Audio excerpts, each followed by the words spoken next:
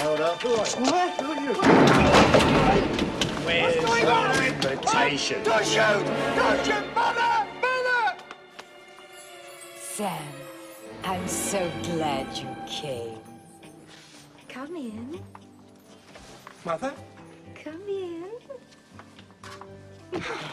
God, Mother, is that you?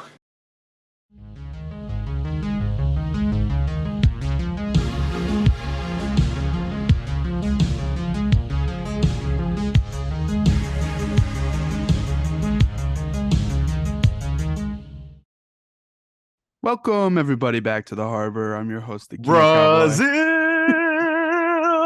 What's entertaining you? Anyway, my name is Kino Kowboy. I'm here with Scott and Casher. Post-holiday slump. It's that weird Holiday slump. I'm feeling it, bro. I saw someone talking about the week between Christmas and New Year's is this weird fucking space of time. It's weird. I got stuff to do. I'm barely doing. My boss signed out at noon. She's like, "All right, I'm leaving." I'm like, "Okay." Yeah. Yesterday we couldn't even I work from home and I couldn't even log into my VPN until 2:30 in the afternoon. Wow. Nice. So I was just like, I'm a journalist. There's no news now. This is the slowest news week of the year. Nobody's doing anything. I'm just like, I feel anxious, and I don't know if it's like a creeping dread or if it's just the amount of sugar I've eaten has messed me up irreparably. Yeah, I saw this the guy. amount of sugar's been bad. I saw this guy on TikTok. He's like, "Yeah, dude, this whole week I've just been at my parents' getting drunk, watching movies all week. I don't know what anything could be happening on the outside of my mom's house. I wouldn't know." there could be like a zombie horde outside right now. Well, it's like I've been celebrating Christmas for about 2 weeks now because my dad came into town, and it's been fucking weird. Yeah, I left early on Christmas Day. I said, "Fuck this, I'm going home." wow. Oh yeah. Yeah, well, we don't really do much at my mom's. Like, she cooks the dinner, and my stomach's been all wonky for the past few weeks. And so I ate a little bit, and I said, "Nope, I'm going home. I'm gonna go home and sleep." Okay, That's what I did. Went home and watched The Banshees of Inisherin. cool. Great film. And We'll talk about it. Then watched Brazil. yeah, look out next week. We're doing our No, I have been well, actually, pounding down. I need to go faster, but I've been pounding down some movies I missed this year in preparation for our end of the year cast. yeah. But in the middle, before that, I thought, well, what's another unconventional Christmas film we could do? Brazil, Terry Gilliam's masterpiece. Well, Terry Gilliam has done a lot of films that are acclaimed. A lot of people probably enjoy Fear and Loathing. That's probably his most renowned film. Shut Fear and Loathing's up, fine. you annoying fucking cat. I'd never connected with Fear and Loathing like other people did. This is obviously but obviously to myself, I guess. My my favorite Terry Gilliam, and then well, other than Monty Python and the Holy Grail, of course. I was going to say, like, if we're counting that, I know that's not like course. purely his vision because it's the Python troupe, but if we're counting that, Oh, yeah, no question. But and then I really love Baron Munchausen. That movie is a dreamscape, and that's what I'm always into with film is movies that whisk you away into a really strange realm or universe. And he's great with dreamscapes. He gets dream logic just like David Lynch does. And dude, the end of this movie. but also you see his influence on Monty Python sketches in that way, especially at the beginning of Meaning of Life and stuff. But you can see the direct line of some of Monty Python's humor in this movie, with a lot of its gags and bits seem like almost like evolved Monty Python bits, but they're played serious. They're played straight. And now it's almost a chicken or the egg. Is that just because he's British and that's British humor, He's not or British, because Monty but, Python has directly influenced British humor and He's not humor British. in general so much? He's not British, but he's been living there since like the 60s. I know, but yeah, And it's like this is a all his British friends are movie British. through and through. Like this is Yeah. European British bureaucracy. This is the Vogons from Hitchhiker's Guide. Whatever.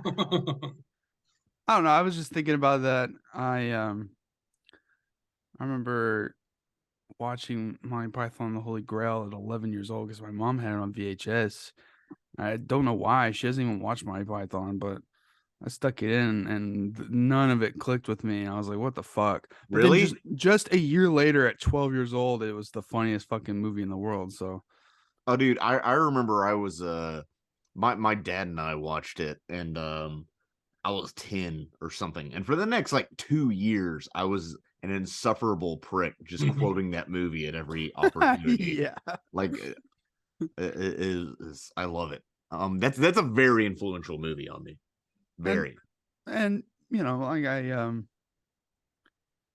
some people, it may be lost on them the humor of this movie, but the majority of this movie is a very dark comedy with its satire, and it does get very bleak, especially towards the end. But I consider it mostly to be a comedy. Fucking moments.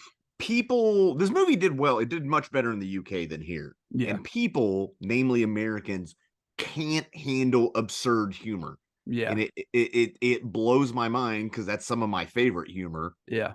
And it's, I mean, we're in ways a simple people, and we like our comedy simple and bright and loud. Yeah. And nobody's hitting the nuts in this movie, so it didn't do well in this hemisphere. Like the fucking rich people eating lunch, and while they're eating lunch, there's a terrorist attack, and they're just going on doing whatever they're doing. How do people not understand that it's funny as fuck? It is, and you know what's actually messed up? It made me think of like school shootings and terrorist attacks now, Yeah, and how we are about that. Yeah, we all say like, "Oh, did you see that school shooting?" And then 10 minutes later, we kind of forget about it because yeah, dude, it's so fucking common. Yeah, sad. That's fun. Yeah, that's the restaurant scene. I know we're jumping ahead here. No, that's okay. The restaurant my cat's scene, throwing it back. Look at my cat in the. Oh well, fuck it, missed it. Yeah, she was throwing it back. The restaurant scene, that's actually the joke of they show pictures of food and then have like the processed glue. Yeah, dude, that shit was gnarly. And there's a few ways of doing that, because I noticed in his fridge there is real food. It's simple, it's bachelor food, it's like pickled eggs and stuff like that. Yeah. But which reminds me of Trailer Park Boys, but the big jar of pickled eggs like that. Yeah. But it made me think of actually earlier today I was looking at restaurants I couldn't possibly afford because they're like $300. It's like half a month's rent just for like one meal. Yeah. Like 3 Michelin star, and it's kind of like that where they have the deconstructed stuff where it's just rich people playing with food. Here's the thing, I bet it's really good though. Like we shake our heads, but I'm like, I bet. Yeah, but it's a fucking gimmick. The people the people that go to those things, they use the word mouthfeel is in their lexicon way too much. Like, just say texture. That's like what's the difference between mouthfeel and texture? Honestly, what else are you feeling with? Or does it have nose and ear feel too when you eat there's something? a whole movie that satirizes what you just said that just came out called The Menu. Oh yeah, Anya Taylor-Joy. I'm gonna try to see that. I'd say it's worth a watch. Yeah, it's not one of the best of the year, but it's worth a watch. No, yeah, it's not like I don't think you should pay $13 to go watch it in theaters, but definitely if you have it on, it's worth watching. It's fun. I almost watched it on a flight recently, but I didn't. Yeah. Okay, so no, that is something because I've thought I've been in cities. I was like, I could go eat at this Michelin star restaurant, or I could not be poor for the rest of the month and just get a pizza. That's always my. It's like where I could just get a good. That's the thing. Like the best Michelin star restaurants are always going to be like the cheaper ones. You can find Michelin star restaurants that are just fucking dive bars or like street food. Yeah, dude. There's a lot of Michelin stars that are given to like high street vendors and fucking taco trucks, and like it's not just this exquisite, fucking farm to table. We just drop this in nitroglycerin or whatever. And what I don't farm to table means. It doesn't have to everything is farm to table. There might be some steps in between. Unless I'm not eating at a table. I'm not knocking farm to table because it can be good and affordable, and I fucking love good locally sourced food. I need the chicken alive and butchered at my table. But for me like to the feel- most of the time when you're doing shit like that, it's just like it's exquisite for the sake of the show. It's all Yeah, But sure, that's the thing. All right, let's wait, wheel wait, this wait. back around to Brazil. Casher, switch your audio input. You switch your audio input. I'm just saying. But let's switch this. It's exquisite for its own sake, and Yeah, kind before of we move for- on to the actual movie, I will say the best joke. Is this better? Huh? Talk again? Is this better? I think. worse, maybe. Is it better? Oh my god. No, that's no, great. that's No, better. no, that's great. No, let's keep that. What I'm saying is the best joke in relation to Michelin stars in any movie is the fact that in Ratatouille it's implied that the chef killed himself because he lost a star at his restaurant. That's so fucking funny and evil. Sad. Now, Wouldn't you be But it's a sad if Pixar you only movie, had a two-star Michelin restaurant? Wouldn't you kill yourself? Yes. Wouldn't Bruno, if he lost a Michelin star? You know, fuck a Michelin star. None of them are have No, yeah, my dad Fieri's would think- trash can nachos. my dad would find that Not good. bullshit anyway. Dude, yeah, Um, your dad would be like, what, like the fucking tires? Like that what your your dad would be like? Okay, so what is Brazil? Brazil is a bureaucratic dystopian nightmare set in a retro-futuristic world somewhere, quote unquote, in the 20th century, which I always like. That's fascinating to me because it's obviously some alternate realm, and I'm always a big fan of He very retrofuturism. clearly wanted it not to be perceived as the future and Right. be perceived as the present in an alternate hellscape. It's like a mix of 80s retrofuturism with like 50s kind of streamlined absolutely. aesthetics. And there's like tubes everywhere. Some are pneumatic, some are steam. It's just the point, I think, of all the tubes everywhere is that everything has to be connected, whether they realize it or not. One of the And things I noticed just about- also it's inefficiency. Yeah. Bureaucracy, and the fact that it's implied that we've destroyed our environment because without air conditioning, you just sweat to death. Yeah. You know, and because it is one of those things, we talk about this a lot. We talked about this in Logan's Run. The exact downfall of the society, or not even the downfall, the way society got to this point is not really explored in this movie. And Right. you get the sense that I get the sense that it was almost a gradual buildup of just layers of bureaucracy and government. And there's not ever mention of a head of state or Congress or legislature, parliament, nothing like that. It's just different governmental agencies, which if you've ever, had to apply for this form or that form or had to deal with the IRS, you can sympathize with. Because I've gone to like fill out an application or something with the government and then be like, oh, you clicked on the wrong thing on the website. You should have clicked on this appointment. And then I was like, okay, I'm here right now, though. Can you change the type of appointment? And we just do that. And they're like, no, sorry, you have to make a new appointment and come back in 2 weeks. I'm like, okay, but I'm here now and nobody else is scheduled for now. So can we, and you're the same person who would do it anyway. So can we, and they're like, no, man, you gotta go back and schedule it. It's terrible. That's like the Vogons, man. I'm telling you. And the way you described it and how it's just like layers upon layers after time is brilliant, because that's why I find the world building so fascinating. Because normally in these kinds of dystopian movies, they'll usually have like some like big dictator who just came in and changed the system, and now it's like just this, ineptitude. Yeah, it's become so evil by Which I just on think its is own. anybody that sort of puppet master pulling the strings thing. That's a very juvenile way of viewing government, I think. And I think the more you get older and maybe meet people who work either in government or in large organizations, and even like I've spent time in the nonprofit world, which is adjacent to government, and you're dealing with grants and stuff. It's Yeah. just layers of bullcrap is all it is.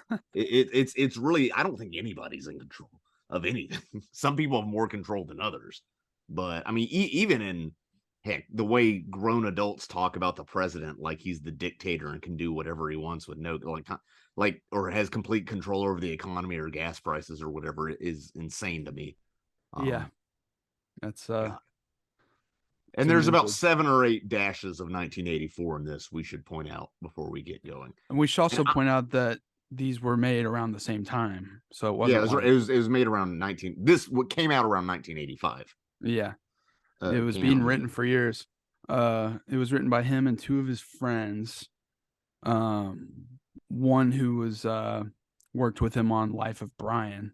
So it's interesting.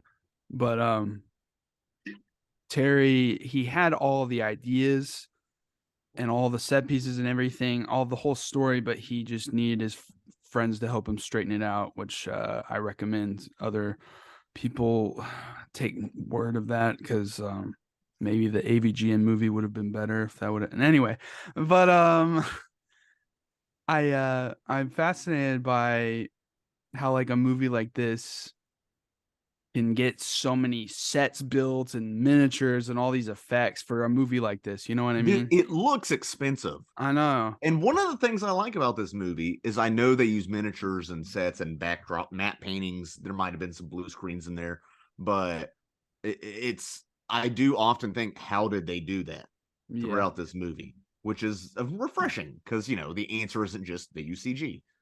Right. And so the film opens, and everything that happens in this movie is because of a literal bug in the system, a fly in the ointment, because it changes one guy's name from Tuttle to Buttle, and which is fucking insane.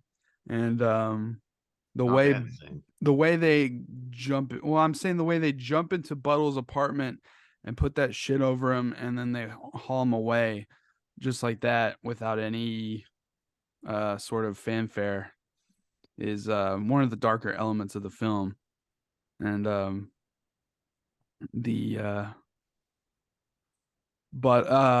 he's accidentally killed when interrogated because they didn't know he had a heart condition, and now his life's just gone. That's kind of the core of the film, because of that's what's making everything happen. But most of the film is pretty, I'd say, comedic, but that part is very not very bleak. Even that part is played for laughs, because you have the wife has to sign for the receipt. Yes, that part. But I'm saying when he leaving. goes back to hand her cash back or whatever it is, which is a funny idea, but then it turns very sour when she's like in hysterics and stuff. That's like one of the few times where it gets real serious, I feel. Yeah, it's completely serious with no real trace of irony or levity. Well, it is pretty funny that he's like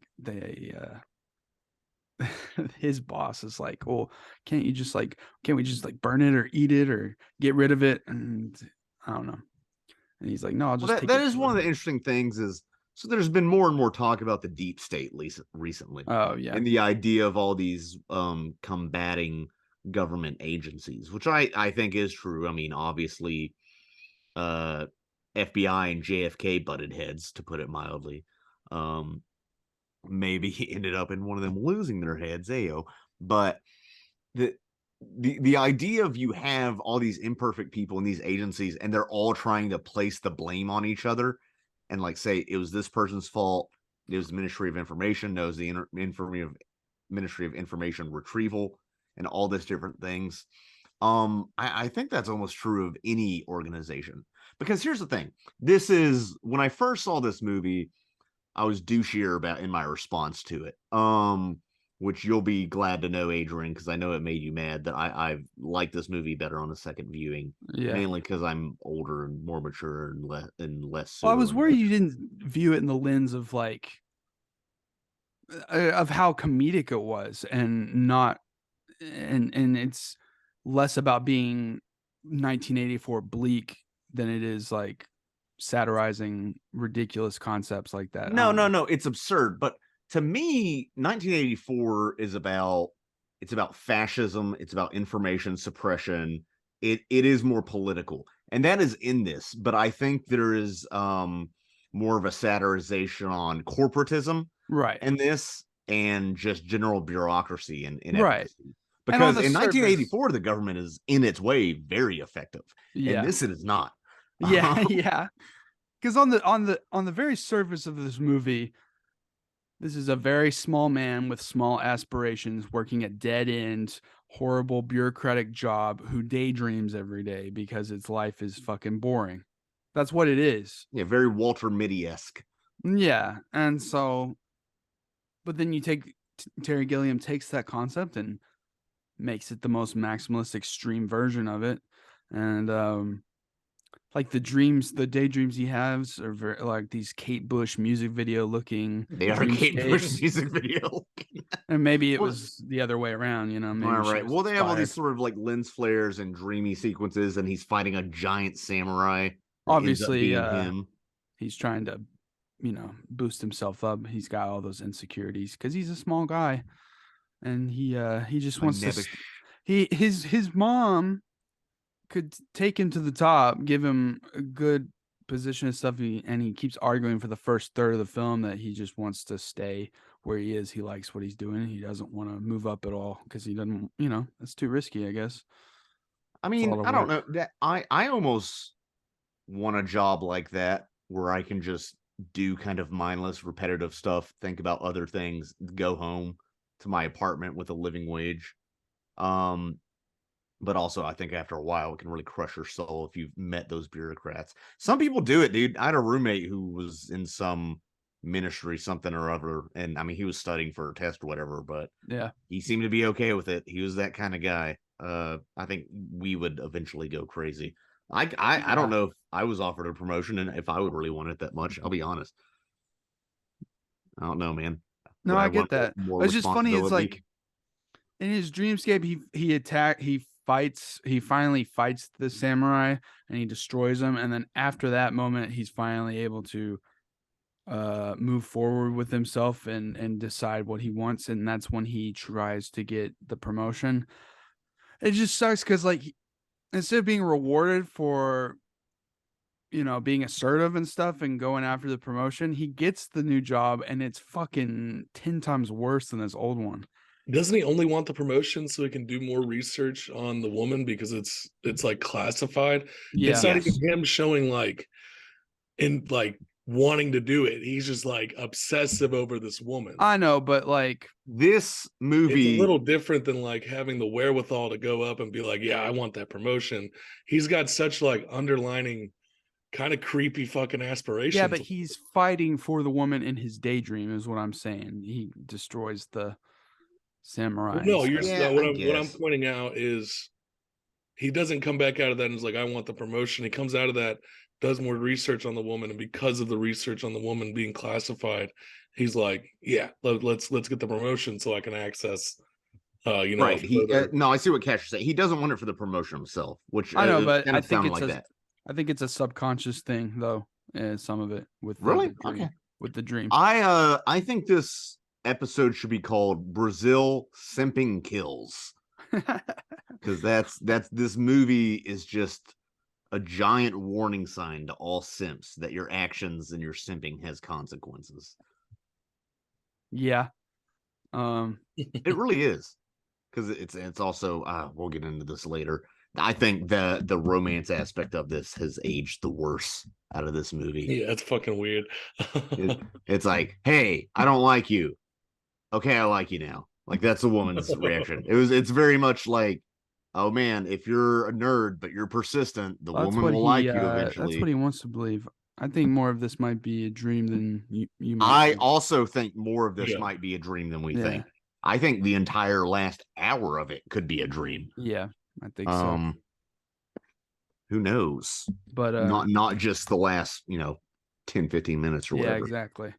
So I do want to say that I went into this movie blind. I didn't really know anything about it. Yeah. And about shit my pants seeing Robert De Niro in the role that he was in. Oh yeah. And even more so seeing good old Bob Hoskins up on the screen. Kind of as a Mario brother. He's fixing pipes and stuff. Yeah. Yeah. No, I was watching and I was making those comparisons. I was like, this is hilarious. Like, I know it's unintentional, but this is funny. Yeah. Well, here's the thing. I find it very interesting that the rebels, because the woman Jill, she's an American actress or has an American accent, yeah? Yeah. And then Robert De Niro, definitely American. Yeah. I find it interesting that the criminals, the terrorists, the rebels are the Americans in this. But I do think it's because Americans are more anti-authoritarian, anti-monarchy, of course, and also just kind of anti-bureaucracy. I feel like a lot of Americans just don't want to. We like to do it the old-fashioned way. Yeah, like just let me take care of it myself. Small government, my land, my gun. But also, yeah, you have to admit there's some positives of going around red tape, especially in smaller communities in America. We get stuff done, no problem, you know. No, it's red tape. I think this is getting a little out there, but I think a lot of the conservative liberal divides actually end up being rural urban divides, because gun control makes a lot more sense in an urban environment where you have crime and large conglomerations of people versus a rural environment, for instance. Or investing in social services that you might not even see in a rural environment. But this is a very urban environment because they seem to have killed off nature. Yeah. There's even one point, oh man, they're building like a new housing complex or something. And what does it say? Power today, pleasure tomorrow. They're building power. It really is this rape of the natural earth just for this mindless consumerist pleasure that is highly critical of. It's I thought it was interesting that whenever they would open up the vents, stick their head in, it almost felt like the entirety of like the venting system is alive itself. Yeah. Like you can hear breathing almost, and it looks kind of like innards of an animal. And I don't know. That's an interesting observation. I like that. Especially with all the poop. Well, it's like I was thinking that I was also in like a loopy phase of just like post fucking holiday. Yeah. But I was thinking like the whole foundation itself just felt like alive, like more so than most bureaucratic situations. It felt like that the society itself felt like it was a living, breathing entity that was like the kind of the villain itself. Well, what I think part of that, and you're absolutely right, I think part of that is, as we said, a lot of dystopias or even a lot of utopias in fiction are very rigidly mechanical, either with efficiency, fascistic like efficiency, or with even like a Star Trek sort of utopian efficiency. This, though, because it is in a way more realistic and has those layers of inefficiency, it becomes more organic. Because when we think technology, we think either sleek or mechanical efficiency or something like that. This is just somebody's MacGyvered and jury-rigged all these things together. It's like if you keep upgrading a monster truck until it's just no longer recognizable from its original form. Well, yeah, it's like it becomes organic like that, flawed and like a growth. Kind of like the cancerous cells of capitalism. Well, it's like it's so ugly on the inside, but the outside is presented so like pretty. Is it? It looks for the most part. I think it'll be if we were to go back years ago when this was first starting to evolve and like less, because you go into old towns and you see these like optimistic signs that have just been graffitied over. At one point, like for the most part, it looks okay. It looks fine, but when you pull that, like when he's pulling off the wall to Robert De Niro is to look at the innards of like the home. The wall looks fine. It looks pretty. Everything looks matching. He rips it off and everything just looks fucking chaotic. Yeah. It's like that meme of Homer Simpson where he's like standing in front of Marge with his hands on his hips and he looks skinny and nice and all of his back fat and skin is like tucked out behind him. That is it. I mean, there's definitely a difference in the cleanliness. The clean areas we see are like the facades of government buildings where it's like the Atlas shrugged, almost Art Nouveau, almost. I don't even know if you call it statue sort of thing. And the lobbies with the clean tile floors, but those instantly give ways to dingy corridors, cramped offices where you're sharing a desk through a wall. I don't know. It almost reminds me of almost of like Kowloon Walled City in Hong Kong.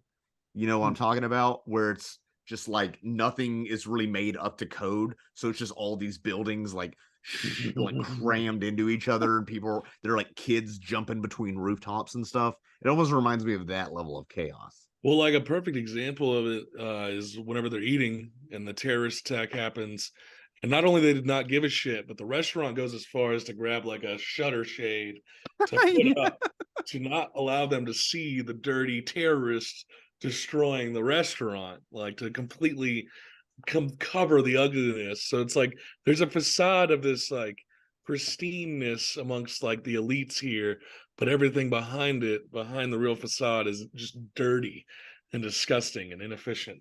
Here, let me ask you this, Casher. You spend $80 on a steak, like Wagyu beef, nice steak. A suicide bomber is across a restaurant, kills himself, injures people. Okay, but you're fine. You spent $80 on this steak. Are you just leaving? I'm gonna get a refund. I am. Can I get a gift card? I'm gonna get a rain check. I'd really complain to the manager. I'd try to get a free app out of it or something. Yeah, which What is can like you do to make similar this to that better for bit, me? that Tim Dillon bit I sent It you is. I guys. am riffing off that too. Yeah. But I do like De Niro playing against type. That's always interesting. He is against type, and when he's allowed to, I don't know. It's even like in Joker. It's like, oh, he got to be a character and try. He didn't just have to be De Niro. You know? And I like that his form of rebellion is doing shit underneath the red tape, like fixing just DIY. Yeah, fixing people's problems and not charging them for it. Right. Initially, De Niro wanted to be Jack Lint, Yeah. the weirdo friend, and then Michael Palin's character, yeah. And then Gilliam was like, "No, I promised that to Michael Palin." Right. He's like, "But I got this role for you," and I don't think I would like him as Jack Lint. I love him. No, I think that's a much better decision because that's so great. De Niro sticks out because he is by far the biggest name in this movie, even though he's only in like 2, maybe 3 scenes. Three scenes. Yeah. So like 2 days of shooting or whatever. Yeah. And he is American in a movie full of British actors. I mean, and big ones: Michael Palin, Ian Holm, Bob Hoskins, and the lead here. God, I forgot his name. What's the actor? Actor's name? Jonathan Pryce. He's been in other stuff, right? Yeah. He's Elizabeth Swann's dad in the Pirates of the Caribbean trilogy. That's it. He's also done Shakespeare stuff. He's done plenty of other shit, but of course, I know him from the Disney series I watched as a kid. You know, that's how it is. But he's great. In Glengarry Glen Ross. He's in all sorts of stuff. Age of Innocence. He's great in this role. Perfect for this role, I think. Yeah, it's very much him. He because it's not a role where, I don't know, as a character, he doesn't jump out at you, but also he's perfect because he is a kind of reactionary character, but that's just the character. He's reacting to this chaos around. He does take it into his own hands to look for this woman. So he does become a more... Yeah, but only because of that, and because he daydreams. And also, like, what are the chances of seeing a woman that you saw in your daydreams? You know what I mean? Like, that makes me think, like, how much of this is real and what's not. You know? Right. And then, or is there some, like, I don't know, psychological Jungian sort of bullcrap going on underneath? I don't know. That was also supposed to go to Tom Cruise initially. And thinking about like this movie with Tom Cruise as the main. No. One, I wouldn't have done this podcast if Tom Cruise was the main character. I don't fuck with Tom Cruise. It would have made me. It would have made me obscenely fucking pissy at watching this movie the whole time. Yeah, but it would have been mid-'80s Tom Cruise. That's a whole different Tom Cruise. I'm good. I don't want that short piece of shit. No, it wouldn't have worked. I don't know what your fucking beef is with the guy. I don't like him. Scientologist. Well, yeah, mainly. You think you could take Tom Cruise? I could kick the shit out of Tom Cruise. He's he's in shape, dude. I don't give a fuck. And also, like, he's on that guy's like in super shape. He's like 4'11". I don't give a fuck. Like, he's like 5'7". He's not 4'11". Yeah, that's still 2 feet shorter, or like a foot shorter than you. Though. Every year he sends 1,000 of his friends like this really nice Christmas cake, but he says he never eats it himself because he doesn't eat any sugar at all because he has to stay in complete shape for these roles. This guy skydives for movies, Casher. I don't care. It's the thing. If Tom Cruise wasn't a Scientologist, he would be one of my favorite actors just because of the insanity he puts himself through for it. Yeah. But There's one good movie he's ever done. What? both one Top good Guns. And I don't even remember the name of it. It's just that one where he does flair bartending the entire movie. Dude, Risky no, Business? dude, that movie sucks. What? Or is it? Oh, I think it's Cocktail? Cocktail, isn't it? No, Yeah. Cocktail. Yeah, I haven't seen that one. that's the most fucking flat vapid movie. Fuck that movie. All the Mission Hustlers. Hustlers Impossible. is okay too. The one where he pool hustle. He's a pool shark. Oh, I haven't seen that. I was It's not- thinking He's in a lot of about- movies, man. He's there's a been movie- around. Outsiders. Outsiders is good. Yeah, I like that movie. The director's cut, I mean. Yeah. Anyway, Fuck Tom Um, Cruise. That's all I'm saying. you realized that there was like, did you read about how much of an alternate cuts? issue it was to get the regular cut in theaters here because we're stupid? We are the odd the. I know I was about to say the executives think we are, but then this movie kind of tanked in the U.S., so maybe we are. Certainly in the 80s, we were high off the. This is an anti-corporate movie, and we were high off of 80s corporate maximum. Yeah, Reagan era Americans Just can't Reagan era appreciate America. This is dreamscape fucking cinema. Nixonian Reagan. No way. Yeah, how shitty would you feel you work on on such a vision of yours, and then they're like, oh, we're gonna make it have a happy ending, which happens probably way more. I don't know. often. Terry Gilliam kind of here's the thing. Terry always came across to me as kind of a jerk. He's an auteur, and they're gonna have their egos and stuff. He's heavily critical of Schindler's List and Spielberg, for example, basically because he almost thinks it has a man's gonna do what a man's gonna do ending, which I really don't understand that argument because there's millions of Jews die throughout that movie, and the Right. ending doesn't erase that. No. So That also the doesn't make Fablemans. sense. I could bring the Fablemans into this and to talk about Schindler's List, but I won't until That's another- that's stupid, but I respect that you have to stick to your guns because the ending of this movie is fucking baller. Oh, it's great. It's Yeah. and I watched. You can see it on YouTube. The other ending, and it sucks. Oh yeah, it's on just- my And I think he intentionally made it bad. Oh, it's on there. yeah, it has it's the a alternate happily version. ever after ending, and he flies off in his Icarus suit.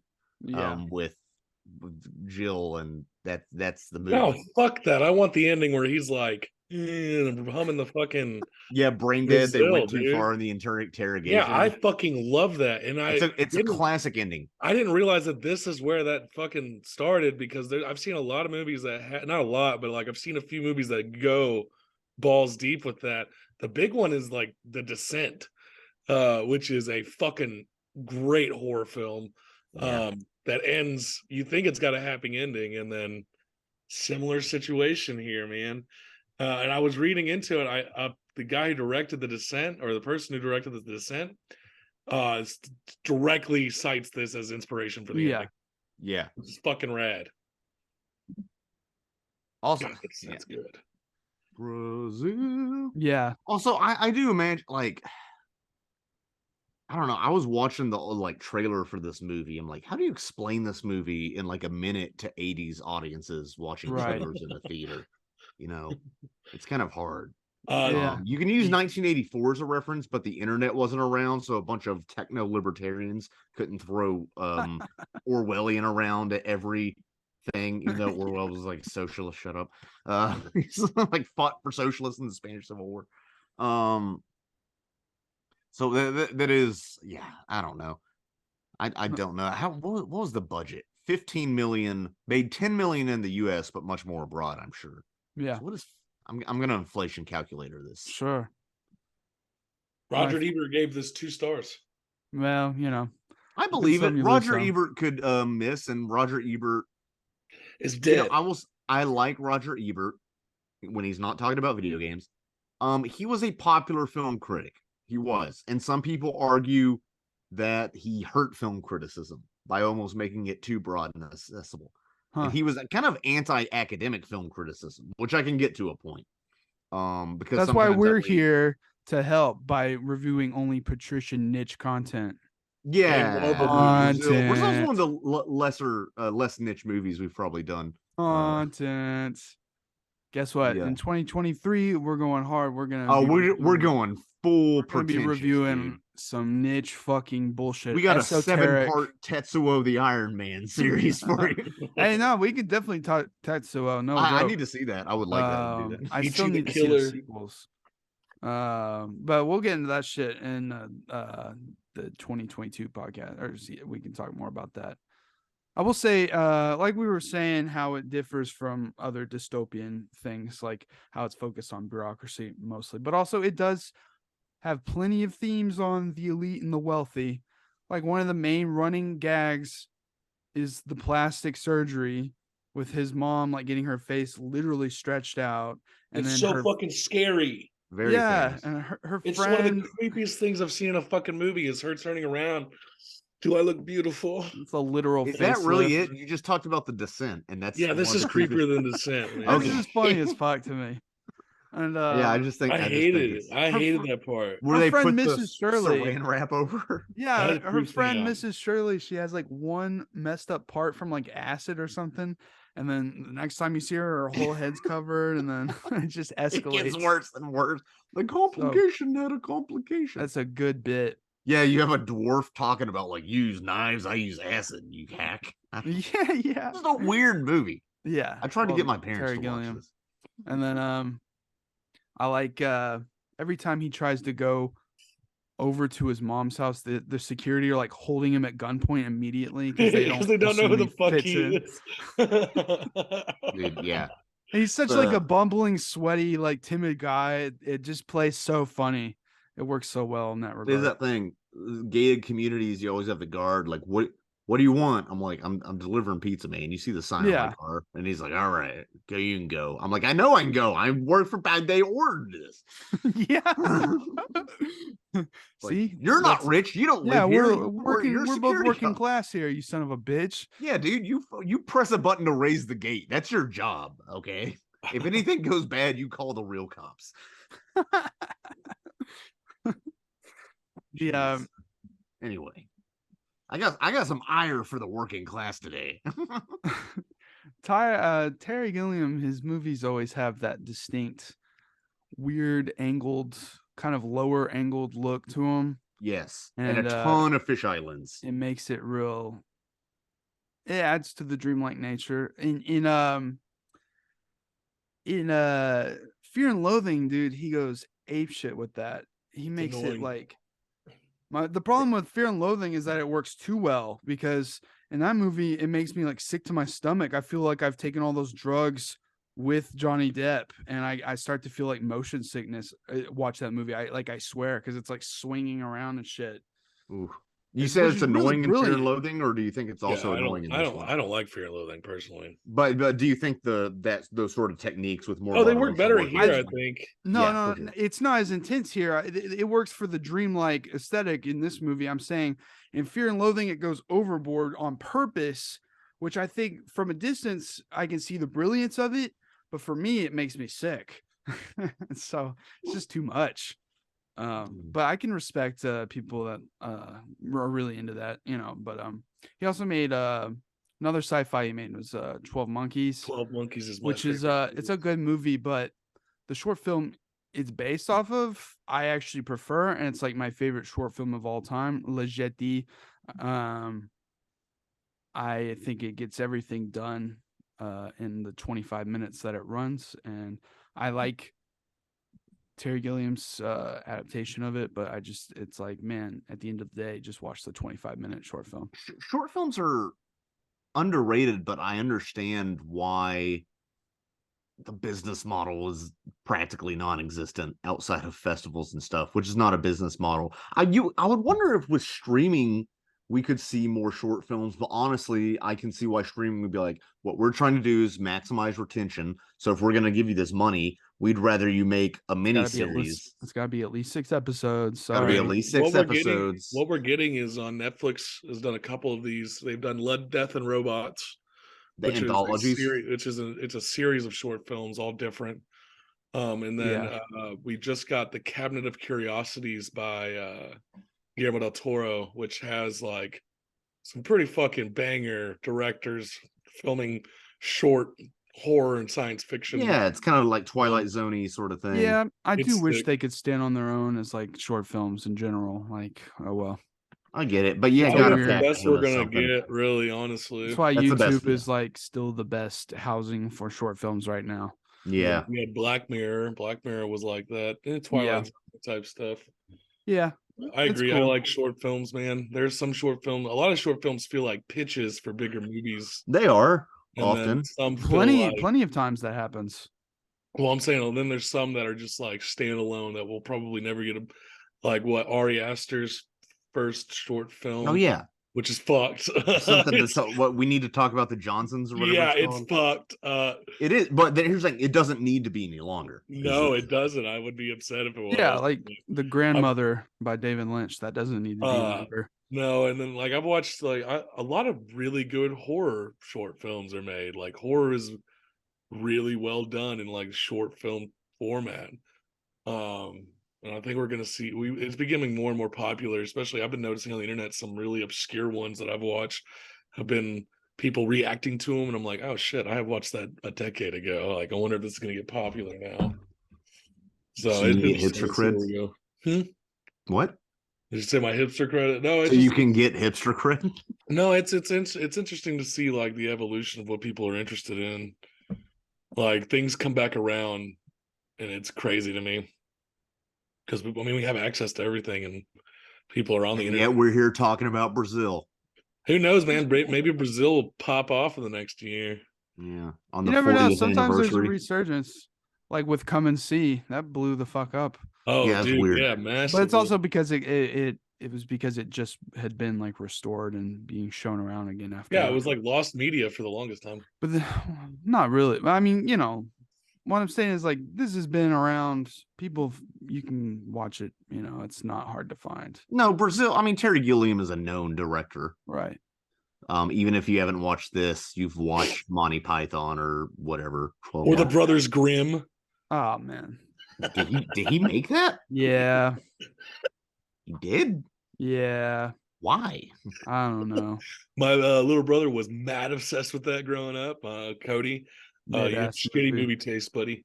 Baron Munchausen was a much bigger like childhood movie hit in Britain, but he's not as big over here, I feel like, because there's multiple versions of Baron Munchausen. That's like the most dreamscapey fucking movie, so I definitely recommend that. Well, he also did The Man Who Killed Don Quixote, which took 30 years to make. That was like his, white whale or whatever. And then it came out, and it was like, 7 out of 10. Like, it was pretty good.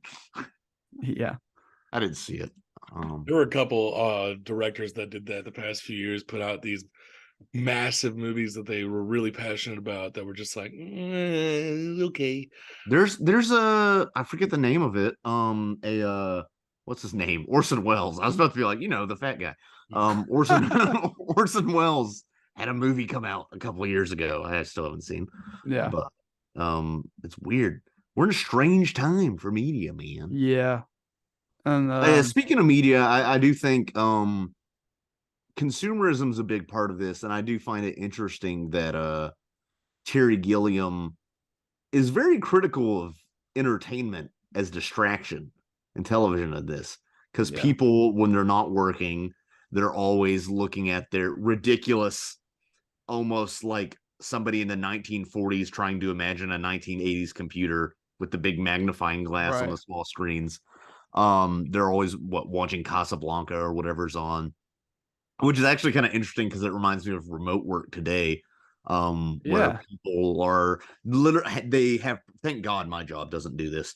Jobs track the mouse movements of their employees, so they have these scripts that'll just like jiggle the mouse so they think you're working stuff. Yeah. Or, if I want to take a 20-minute break, you can just let me. Yeah, also that. But also some of that is like, these people are taking any time they can to escape and watch TV. Yeah, they live crappy lives. There's nothing for them. It's brutal. But also I get that because, like, I don't know, 80s TV was commonly referred to as the boob tube, and there was definitely a problem where, like, the dad on TV sitcoms just watches TV all day and does nothing else other than that. And so, I get there's probably something there. No, it's a big problem. It's like my grandparents, all they do is watch The TV. problem, my grandpa, the last 10 years of his life, he would get up, eat breakfast, and then he'd sit in front of the TV all day. And watch daytime television. Yeah. It's really odd how TV has changed. It's only recently gotten respect. Well, it was called a vast wasteland by a CBS or whatever executive for a long time, just because programming got so bad. And then The Sopranos happened. and then the Tony. I do want to point out one of my favorite fucking, I guess it's it would be a bit, is the way that Tuttle ends up meeting his demise.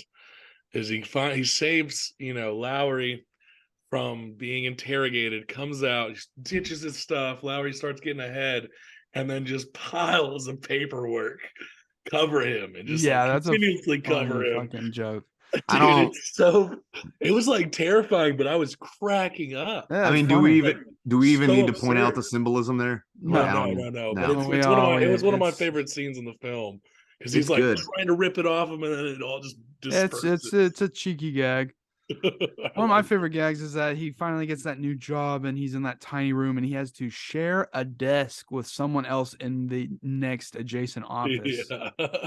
That's fucking brutal. Yeah. Funny. Stupid. I also want to point out another thing about the whole putting like a Band-Aid over something ugly. When they're escaping at the end and he's with whatever her name is, Jill. They're driving outside of the where the cities are. There are these massive billboard walls that cover up anything that you can see from the outside. Yeah. It's just desolate. Which I thought that was interesting. Ignore the destruction of our planet and buy these products that we got by destroying our planet. It's not subtle, and it doesn't try to be, and it doesn't need to be. Doesn't need to be.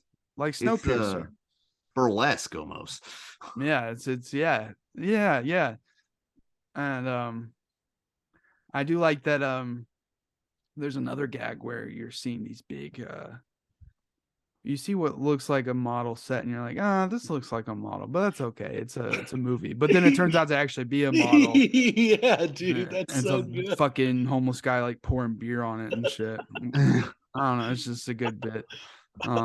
That's used a lot in the promotional materials and stuff. Yeah, it is. They're like, look at this nuclear energy. Right. We're actually at a point where I'm wanting more nuclear energy the way things are going. In the 80s, it was bad because it was communist. But now it's like, we could use more nuclear plants. It's not. I like that he tries to get in the car after it's fucking set on fire. Like it's still gonna work. He just like jumps in and it just completely collapses on him. Yeah, which it kind of predicted the smart car, the little 2-person smart car. That's funny. Makes sense. Makes more sense than the cars and AI. Yeah, just those tricycle things. I like those cars and AI. They look cool as fuck. They impractical. So I don't give a fuck. Let them be impractical a little bit. Damn. Like the Tesla I was in when I was in fucking LA, it was like there a clear dome over me and shit. And I was like, what the fuck? This looks sick. It is weird. It's very much a life imitates art. Well, I wonder what the future, or rather the present, would look like if like science fiction didn't exist as a genre. And then we weren't looking at science fiction to see what things should be designed like. So what would the iPod look like? Would it be as sleek, or would it be more like functional and stuff if we didn't have that Star Trek aesthetic? You know what I mean? Yeah, no, I get what you're saying. Huh. I don't know. The world may never know.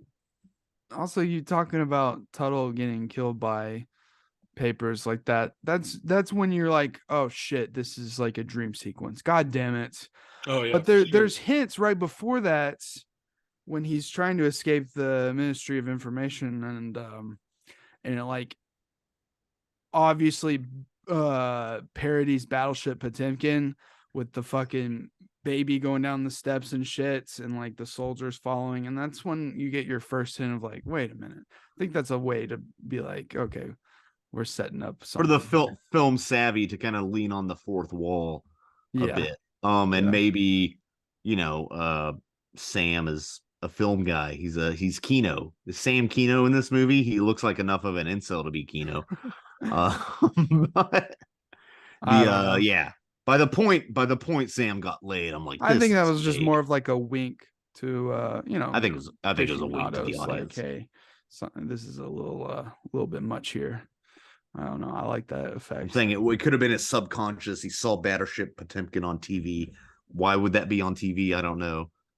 I think another thing was that Jack was wearing that baby mask, like, and the only people that were wearing the baby masks before that were like the creepy, like fucking pilgrimage monks that were carrying Jill or whatever her name was. Those things are cool.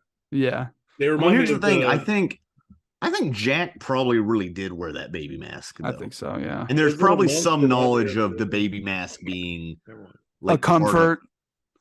Yeah. Of some like, okay, let's subdue this individual and try and be like, Also, it's like the executioner wearing the hood, Yeah, exactly. Same kind of thing. But which that room is like they saved the coolest dreamscape room for last. Is that room right there? It's so huge just for one chair. That's my shit right there. Everything in that final shot is like my shit when it comes to yeah. movies. Oh, and the fact that credits play over the whole thing and doesn't fade to black is good. That's such a small thing. But it's like, no, sit here with it. This is it. This is my movie. Post credit scene and the mid credit scene. Yeah, no. Yeah, man, I love this movie and I love what it does, and I'm glad I can see the need for certain bureaucracy in certain places, obviously, but to see it stacked up like that is too scary. It's scary to me, like how more realistic this is than you might realize. Of course. In its delivery, I mean, and I don't know. When you go to the DMV, you feel the soul get sucked out of you, and you're like, how could anyone work at the fucking DMV? That terrifies me. The thought of working 40 years at the DMV, Jesus Christ, dude. Good benefits. I don't give a fuck, dude. Here's the thing, dude. Terry Gilliam is kind of an interesting guy because he has this sort of part of the theme is how we're all complicit in the order and how we are crushed by it and forced to conform. And what sort of civil disobedience can we do to change things? And also, can we do much to change things? Which by the end of this movie, the indication is no, a firm no. But we have things like he left America to allegedly renounce his citizenship in January 2006 to protest George W. Bush. But then he also indicated, I'm reading on Wikipedia, he was concerned about taxes and tax liability for his future wife and son. And then also, it is a thing, he's like, you are a rich guy, like you are a 1%er at this point. Like you have a house in Tuscany and in London.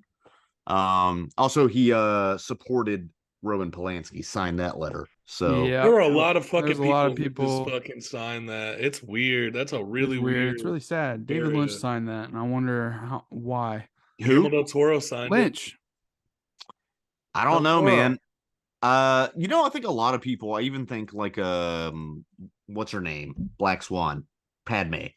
Yeah, Natalie Portman. I think she even came out and was like, yeah, I wish I hadn't signed that. I didn't really know all the details at the time.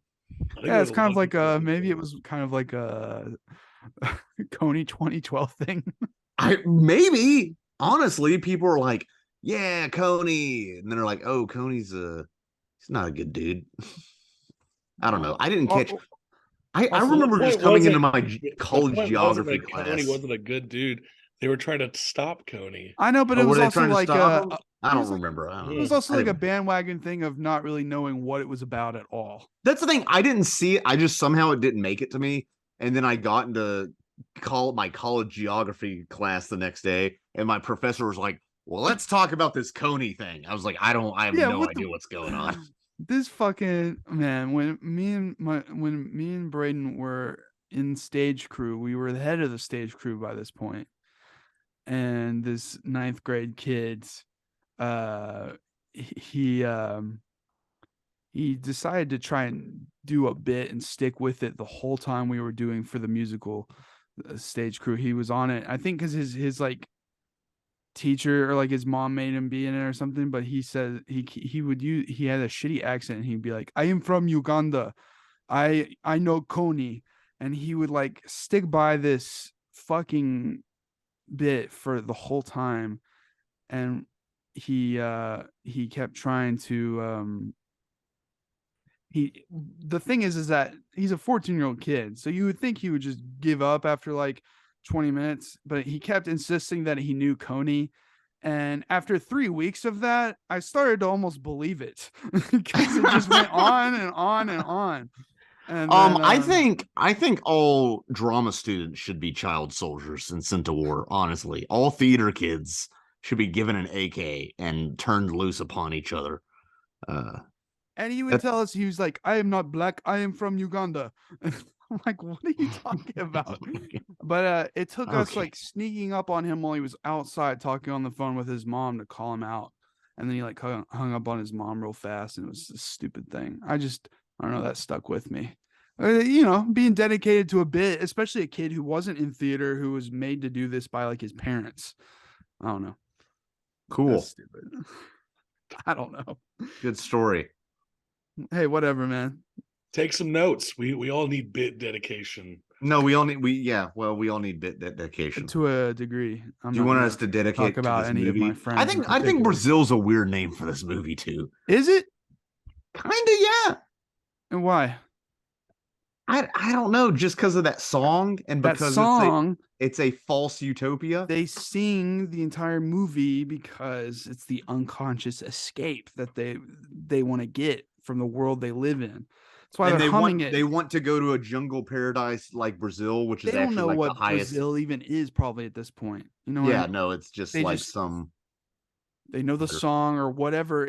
I think it's this unconscious thing that's underlying the whole movie of like just wanting to kind of hum and get out of anything to get out of this day-to-day lifestyle in this. Well, society. and that song, the original version of it was spoke very highly of Brazil. Then it was co-opted by sort of like nationalist parties of Brazil and dictatorship, and then it had its English translation. So Brazil is a place that is very naturally beautiful, but under the underlying government of which is, I mean, Jesus Christ, Bolsonaro. Need I say more? Yeah. It's just the way it's woven into the score is very important. I noticed it even more this time. Yeah, because I always, and this is just how my brain works. The score of a movie, I not that I don't notice it the first time, but it's more of a subconscious or a mood altering thing. I notice the actual notes and composition more on a second viewing. Okay, that's interesting. But I was knowing also I haven't seen this movie since 2018, maybe. Oh, okay.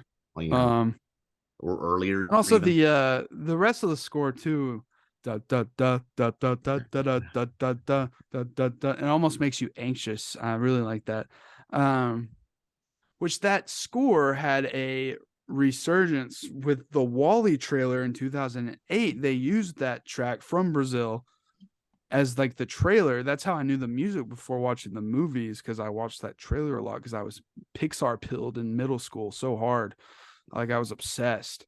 And that's cool that Wall-E, because Wall-E's a patrician fucking sci-fi film. Yes. And, it's cool that they used that.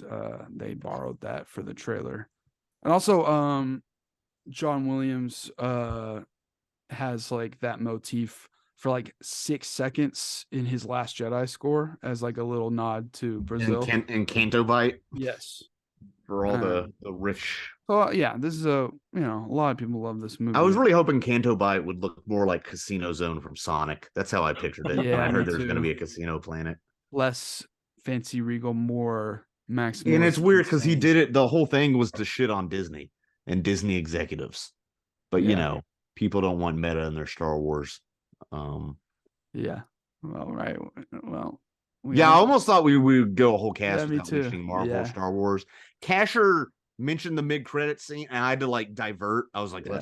let's make it one cast without going. Then Adriano had to But it's a Adriano. genuine connection to the film, you know. It is a genuine little connection to tidbit, the you film. know. No, it's a John genuine. Williams. You're 100% right. Obviously, John Williams likes the score to this movie, so What Yeah, did we learn? sure. What did we learn about the kid that Adrian did stage crew with? We commit to the bit. We Okay. commit to the bit.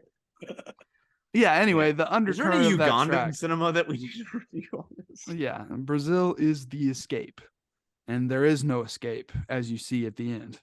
So that's why I think it's brilliant. Yeah. So, anything else you want to say about this movie? The emerging film industry in Uganda is known as Ugawood, or sometimes Kinaguan. Okay. Okay, Wood sounds racist. I don't know. Ugawood. That's Ugawood. Or Kina Uganda, like Kino. Well, it's just fucking. We were trying to give directions to these kids, and he would just blurt out, "I am from Uganda. I know Coney. I know Coney." I'm like, shut the fuck up, you annoying fucking prick. Jesus Anyway, that was a Christ. pain in my ass in 12th grade. Do I look pretty? You look beautiful, Scott, just as always. Thanks for watching, everybody. Next week we'll be back with Do you the think Sam wanted Fablemans. to bone his mom? Because at the end he saw his mom as like that lady. Like that, he had some mommy issues, dude. Yeah, this guy, dude, if the internet existed, this guy would be all over 4chan. You know that. He'd be in his basement, Funko Pops on the wall, whole 9 yards. Funko Pops in his cubicle, just everywhere. Fuck you, I've got No Funko Pops on my subtlety desk. whatsoever. Yeah, I love that shit. Anyway, next week we're doing the Fablemans. Are you saying I'm not subtle? No, I'm saying the state of cinema. They like to shove everything in your face. Look, this is a reference. This is an allegory. This is an allusion. Oh, to this this is and this and this. I mean, this movie's not subtle. To be fair, we talked about that. To You know what me, else yeah, isn't yeah. subtle? That Spirited movie where Will Ferrell was walking around floating tweets, and then I gave up 10 minutes. Oh, dude, I wouldn't. You'd pay me to watch shit like that. It was my family was watching it Christmas. That's so fucking sad. Yeah, I just got So drunk bad. and went to my Will room. Ferrell, what the fuck happened? Anyway, next week we're doing the Fablemans, and then after that will be our recap of 2022, baby. Everything will be ranked. I've seen a ton of movies this year. We're gonna so look rank out for that. everything, everywhere, not all at once. Thanks for listening, everybody.